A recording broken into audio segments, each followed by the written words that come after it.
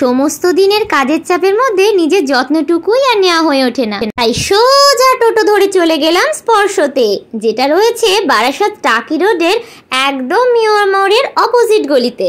Basically আমি কোনোদিন facial টেসিয়াল এসব কিছুই করিনি, আসলে এসব ব্যাপারে আমি তেমন অজ্ঞও বটে। ইভেন চুল কাটতে গেলেও আমি 10 বার ভাবি, কারণ আগের বারে একটা অন্য জায়গায় গিয়েছিলাম বছরখানিক আগে চুল কাটতে, চুল কেটে একেবারে মুড়ো করে দিয়েছিল।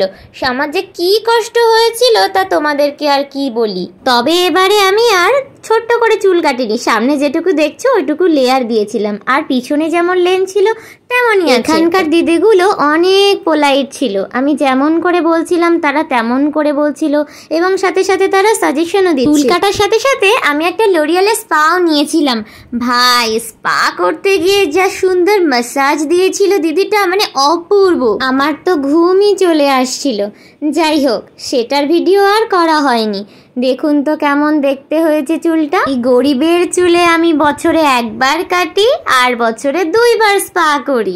বাড়ি এসে কপালটা একেবারে খালি খালি লাগছিল। যতক্ষণ না কপালে ওই লাল টুকটুকে সিঁদুরের ফোঁটা পড়ছে ততক্ষণ মনটা ছটফট করে উঠছিল। এরপর শুরু হয়ে গেল আমার পোজ দেওয়া। মোটামুটি এই লম্বা চুল নিয়ে 1 সপ্তাহখানে যত্নে থাকবে, তারপর আবার যা না তাই সেই পিঙ্কির মাথায় খোপা বেঁধে আবার টিউশন যাওয়া শুরু হয়ে যাবে।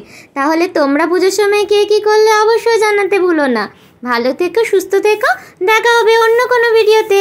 Bye bye.